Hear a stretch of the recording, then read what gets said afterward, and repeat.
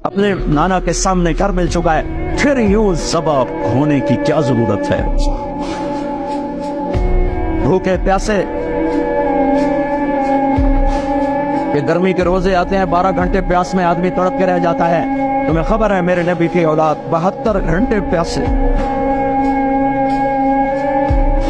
प्यास की शिद्दत, पानी का कतरा नहीं।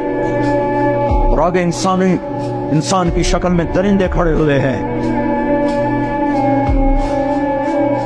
जब सारे जान निसार शहीद हो गए, थोड़ा सा सुना भी देता हूं, जब सारे जान निसार शहीद हो गए तो पीछे अहलुल बैत रह गए। अहलुल बैत, सबसे पहले शहीद का नाम बताता हूं, मुस्लिम बिन औसज, जो इमाम साहब के, इमाम अली मकाम के काफिले में जो पहले शहीद हैं, मुस्लिम बिन औसज। और उनकी तरफ से जो दो पहले कत्ल हुए, सालिम और यसार, और उनको कत्ल करने वाले थे उबैदुल्लाह बिन उमैर अल-कल्बी। एक इब्ने ज़ियाद का गुलाम था, एक रबिया बिन ज़ियाद का गुलाम था। वो दोनों निकले तो उसके मुकाबले के लिए बरबर बिन खुदैर और हबीब बिन मुताहिर निकले हुसैन अली मकाम के लश्कर से। तो उमैर बिन वहब कल्बी वो कूफे से उठ के आए थे, कूफे से बीवी समेत आए थे। बीवी का नाम उम्मे वहब, हबशी थे। कहने लगे मुझे अपने ऊपर कुर्बान होने थे, मैं अकेला इन दोनों को काफी, इन दोनों को हटा दे। और नंगे बदन थे, नंगे बदन, जिस्म पे कुछ नहीं। कहा मैं तो मर रहे हूँ, मैं क्यों जिरा पामा, जो मैं जीवन है, मैं तो मरना है। नंगे बदन थे। उनकी बीवी ने कहा इनको जाने दे, हम दोनों ने आप पर कुर्बान होने की नीयत की होगी। हमने कहा अच्छा, अल्लाह तुझे जज़ा खैर दे, जाओ। तो उस अकेले ने दोनों कमबख्तों को जहन्नम में पहुंचा दिया, सालिम और यसार। तो उनमें से एक आदमी बोला ये मरने आए हैं, अगर अकेले अकेले लड़ोगे तुम सबको मार देंगे।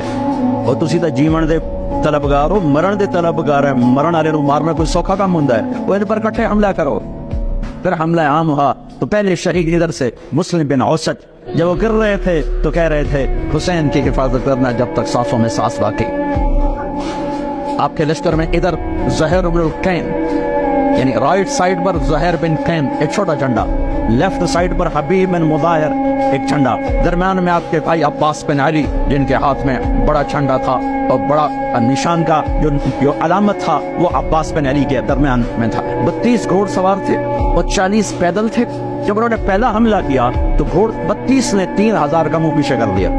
तो इब्ने ज़ियाद ने कहा पहले इनके घोड़ों को मारो, इनके घोड़ों को मारो। तो 500 तीर अंदाजों ने इकट्ठे उनके घोड़ों पे तीर चलाए, तो सबके घोड़े गिर के खत्म हो गए। फिर सारी पैदल हो गए, सारी पैदल हो गए। तो फिर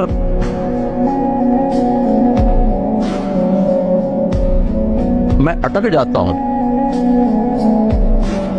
इसलिए फिर मैं आखिर में फिर मैं ज़ुहैर की शहादत सुना दूं। ज़ुहैर बिन कैन, जब नमाज का वक्त आया, ज़ुहर का वक्त दाखिल हुआ, तो आपने इशारा किया ज़ुहैर ये शिमर से कहो नमाज पढ़ने दे, नमाज पढ़ने दे। अगर 1439 साल में नमाज की माफी होती तो अहले करबला को होती, लेकिन हुसैन ने सजदे में सर रख के बतलाया कि नमाज नहीं छूट सकती, सर कट सकते हैं। तो उन्होंने आगे होकर कहा कि भाई नमाज के लिए जंग रोको। तो कूफी लश्कर का एक सरदार था हुसैन इब्न नुमैर, उसने कहा तुम्हारी तो नमाज कबूल ही नहीं होती। तो उन्होंने कहा लानत तुझ पर, तेरी नस्लों पर, जिस घर की तो फैल नमाज मिली उन्हीं की नहीं होती और तुम्हारी होती है। तो वापस आकर कहने लगा कि वो नमाज की इजाजत नहीं दे रहे। फरमाया नमाज तो नहीं छूटेगी ना, ये फैसलाबाद वालों को नहीं, 7 बर्रे आजम के ईमान वालों को पैगाम है कि ज़ेर खंजर भी ये पैगाम सुनाया हमने, नमाज नहीं छूट सकती, नमाज नहीं छूट सकती। अल्लाह की कसम कोई मसला नहीं था अगर ये छोड़ देते। जंग से पहले आंख लग गई, आंख खुली तो हंस पड़े। बहन ने पूछा एक केड़ा हंसे दा वेला है, मौत सिर पे खलोती है।